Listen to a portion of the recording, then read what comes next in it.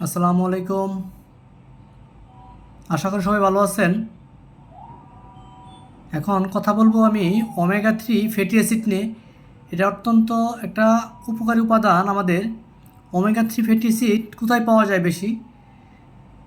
মাছের তেল, বিভিন্ন সামুদ্রিক মাছে ওমেগা 3 ফ্যাটি অ্যাসিড পাওয়া যায়।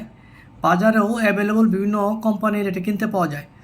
ওমেগা 3 ফ্যাটি অ্যাসিডের কী উপকারিতা আমাদের শরীরে? এটা আমাদের শরীরের বিভিন্ন হৃদরোগের ঝুঁকি কমায়।